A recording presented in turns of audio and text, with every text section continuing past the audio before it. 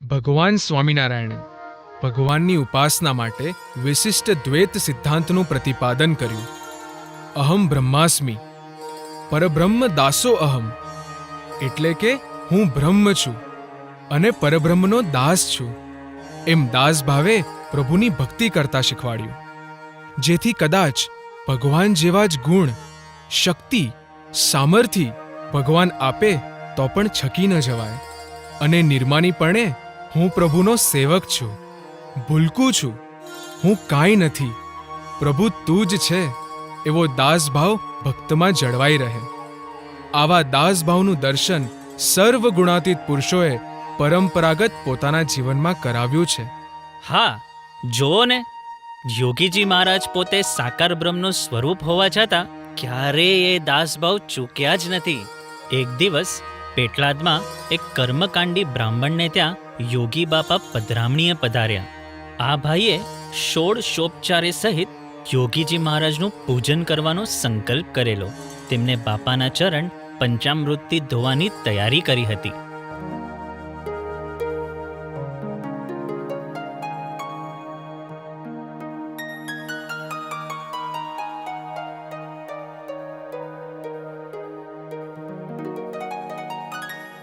બધી સામગ્રી આવી ગઈ છે ને? હા સ્વામી, બધું જ આવી ગયું છે. લ્યો, બાપા આવી ગયા.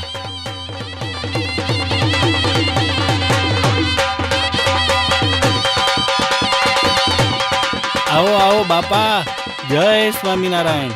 જય સ્વામિનારાયણ. પધારો પધારો બાપા, પધારો.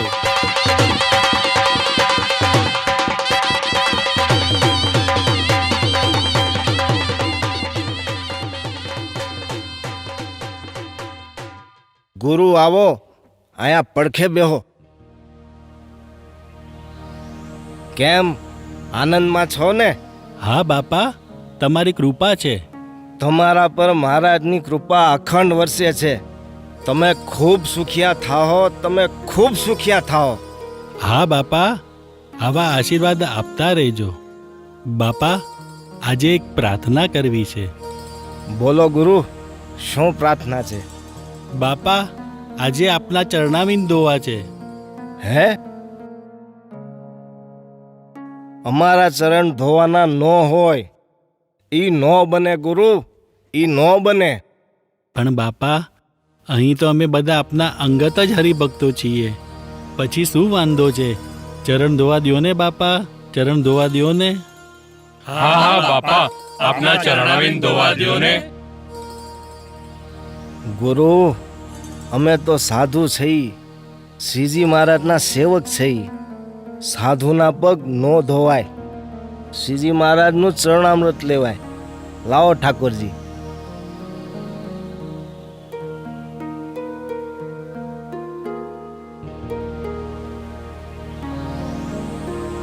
પંચામૃત તૈયાર છે? હા સ્વામી, તૈયાર છે. બાપાને આપો.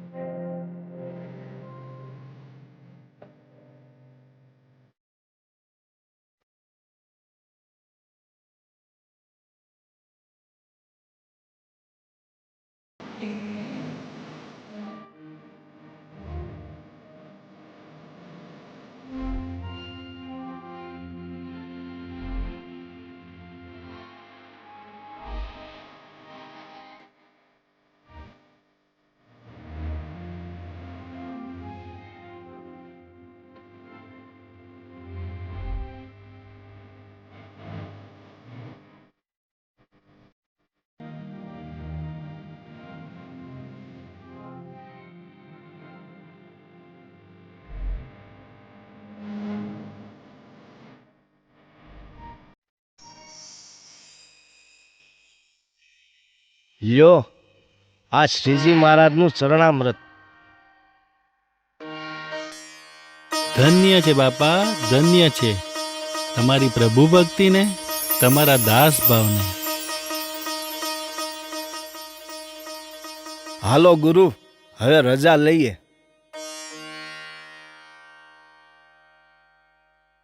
બોલો સહજાનંદ સ્વામી મહારાજની જય. સહજાનંદ સ્વામી મહારાજની જય. રખે મને કોઈ ઓળખે, આવા સંપૂર્ણ દાસત્વથી જીવનાર ગુરુહરિ યોગીજી મહારાજ, શાસ્ત્રીજી મહારાજ અને શ્રીજી મહારાજમાં એવા લય થઈને જીવ્યા અને એવું જ દાસત્વ ભક્તો સાથે પણ રાખ્યું. આ છે આપણી પરંપરા.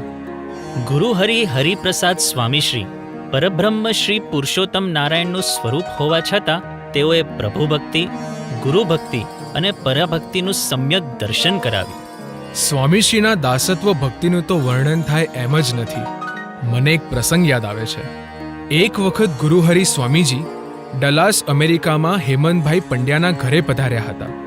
તેઓ ખૂબ જ ભણેલા અને ભારતીય સંસ્કૃતિના ચાહક છે. સંતો પ્રત્યે ખૂબ આદરભાવ. તેમને ત્યાં સ્વામીશ્રીએ પધરામણી કરીને ભક્તોને આનંદ કરાવ્યો અને પછી સ્વામીજી વિદાય લઈ રહ્યા હતા ત્યારે ચાલો હવે અમે નીકળીએ. હા હા સ્વામીજી. સ્વામીજી એક મિનિટ. હા સ્વામીજી, એક પ્રાર્થના છે, આપના ચરણ પખાડવા દેશો? સાંભળો સાંભળો, મારી પાસે બેસો બેસો બેસો. જુઓ, ભગવાન સ્વામિનારાયણ ધરતી ઉપર પધારીને દાસવત્વનો માર્ગ લઈને આવ્યા. અમે તો સાધુ કહેવાય ભાઈ સાહેબ. અમે તો ભગવાનના દાસ છીએ. અમારા ચરણાવીને ધોવાય નહીં, પણ અમારા ઠાકોરજીના ચરણાવીને ધોવાની રીત છે. હા, લાવો ઠાકોરજી.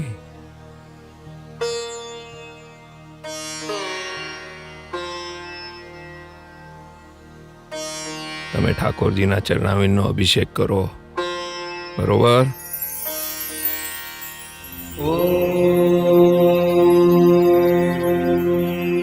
सेवन्तिका बकुलचम्पकपाटलाजै पुन्नागजातिकरवीररसालपुष्पै कुन्दप्रवालतुलसीदलमालतीभिः त्वां पूजयामि जगदीश्वर लोकनाथ. જોયું મિત્રો, ભગવાન સ્વામિનારાયણે સ્થાપેલ વિશિષ્ટ દ્વૈત સિદ્ધાંત આજે પણ કેવો જીવંત છે. ગુરુહરિ હરિપ્રસાદ સ્વામીશ્રી તો એ જ પરંપરાના ધારક સત્પુરુષ હતા, જેમને માત્ર ઠાકોરજીની જ નહીં પરંતુ ભક્તોની ભક્તિની રીત પણ આપણને શીખવાડી. અને આજે ગુરુહરિ પરમ પૂજ્ય હરિપ્રસાદ સ્વામીજી મહારાજની એ સર્વે જીવન ભાવનાઓને જીવંત રાખી છે પ્રગટ ગુરુહરિ પ્રબોધ જીવન સ્વામીજીએ. ગુણાતીત પુરુષોએ પોતાનું અસ્તિત્વ માત્ર પ્રભુ ચરણે જ લઈ નથી કર્યું, પરંતુ પ્રભુ ભક્તોના ચરણે પણ લીન કરી રાખ્યું છે. એનું દર્શન કરાવતો પરમ પૂજ્ય પ્રબોધ સ્વામીજીનો એક અદ્ભુત પ્રસંગ નિહાળીએ, જેમાં તેમની કલ્પનાતીત દાસત્વ ભક્તિનું, દાસાનું દાસ થવાની તત્પરતાનું દર્શન છે. હા, એ પ્રસંગનો સાક્ષી હું હતો.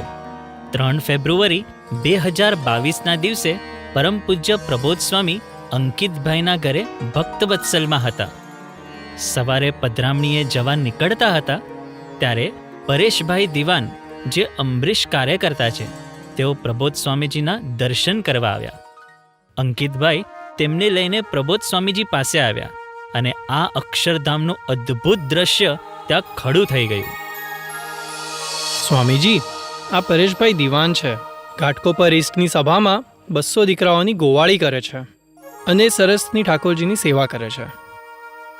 જય સ્વામિનારાયણ સ્વામીજી, આપના ચરણે એક પ્રાર્થના કરવી છે. હાજી.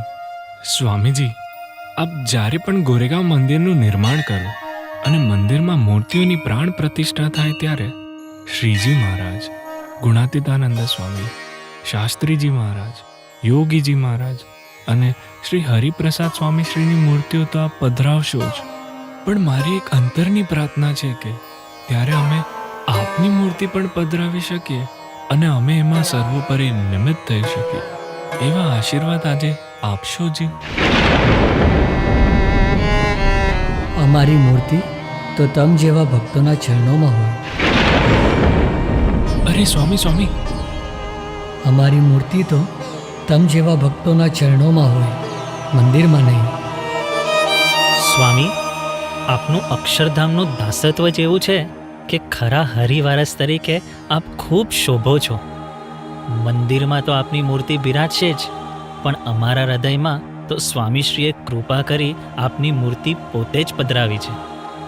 બસ હવે અમે આપના નિમિત્ત દીકરા બની આપની અનુવૃત્તિ પ્રમાણે જીવી આપને હાશ કરાવી શકીએ એવા આશીર્વાદ આપજો.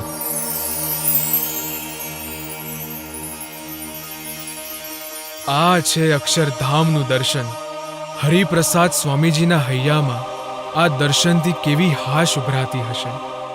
હા, ખરેખર આજે ગુરુહરિ પ્રબોધ સ્વામીજીના આ દાસત્વનું અને ભક્તોની પ્રગટની નિષ્ઠાનું દર્શન કરી સ્વામીશ્રીની છાતી ગજગજ ફૂલતી હશે કે વાહ, આજે આ અક્ષરધામ ધરતી પર સાકાર થઈ ગયું ને મારે જે કરાવવું હતું, જે કરવાના મિશન સહિત હું ધરતી પર આવ્યો છું, તે આજે દર્શન થઈ ગયું. હે મહારાજ, હે સ્વામી, હે પ્રબોધ સ્વામીજી, આ દર્શન અમ સૌના હૃદયમાં કાયમી કંડારી આપશો જી, જેથી અમને ક્યારેય ભક્તો સમક્ષ અહંકારથી કે પોતાના જાણપણાથી જીવવાનું મન ન થાય. એ જ પ્રાર્થના સ્વામીજી, એ જ પ્રાર્થના.